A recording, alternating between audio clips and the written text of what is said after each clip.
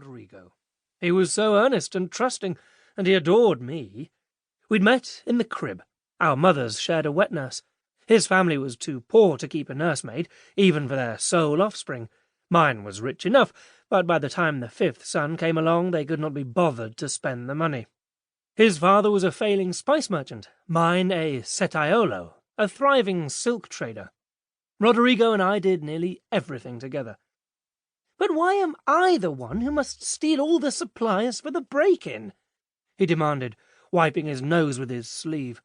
His legs hung over the side of the paving, and his feet dangled a foot or two over grey-green canal water by the Saoneri Bridge. "Why don't you have to do any stealing?" "It's not stealing," I reminded him. "It's borrowing things under a false pretense. But you're returning all of it. It's not stealing, it's lying." "Why must I do all the lying, then?" "Because you are an heir," I explained patiently, brushing aside my envy of this title. Drawing on what I had observed passing between my father and my eldest brother, I explained, "Heirs must be able to lie convincingly, so that when they are grown men they will be able to operate smoothly in good society. This is important practice for you. There is no need for me to learn to lie.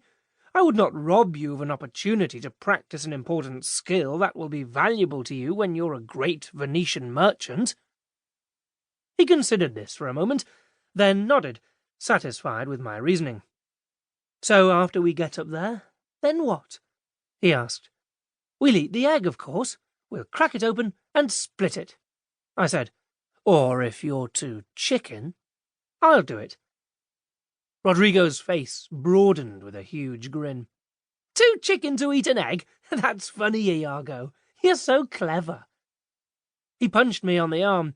He was the only boy my age whose punches didn't make me wince.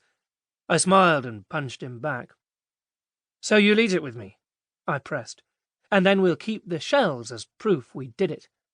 "And then we'll start a secret fellowship," he announced, leaping up with excitement. The slime of Venice stained his already stained breeches. He did not notice. "And the only ones who may join are the ones who can accomplish what we did."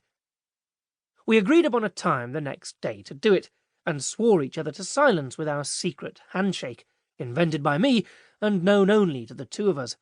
Then we parted ways, each terrified and eager to embrace the hardened life of a juvenile criminal. The next day we approached the tall iron gate built into the fence that surrounded the Gallanarian garden. It was latched on the inside, but not locked in daylight hours. By perching on Rodrigo's shoulders, I was easily able to reach up, slip my slender hand and wrist through the rails, and unlatch it. Rodrigo knelt, and I climbed off his shoulders. We each carried a coil of hempen line that he had borrowed from the stores his uncle sold to mariners. To the end of each line we tied another borrowed item, a small grappling hook, the sort used by the Navy to teach manoeuvres in mock battles out in the lagoon. Emulating the champions of classical romances, we intended to hurl the grappling hooks up the full height of the building and scale the walls.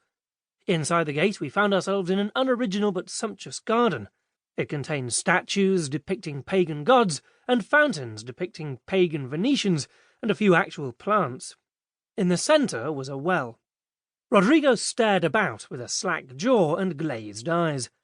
"Come along," I said urgently, heading straight toward the tall stone house. There was a wooden staircase, obtusely zigzagging up the right half of the three-story building. It led straight to the roof. We would not even need the lines and grappling hooks. It was about dinner time, and nobody was out here. We climbed a short flight of steps, which took us to the first elevated floor, and heard through the closed door the clanking efficiency of a kitchen. Up the next set of steps to a heavier and more ornate door to the main hall, where Gallanarian would be dining. The next flight went up to the bedrooms, and the final one, more of a ladder than a stairway, took us straight to the roof. The hardest thing about getting to the top was keeping the coils of line neat upon our shoulders. A usual Venetian roof is shallow gabled, tiled, with tight red brick. There is commonly a cistern in one corner with pipes running down to the kitchen. I've been on our own roof, smaller than this one, and I thought I knew what to expect.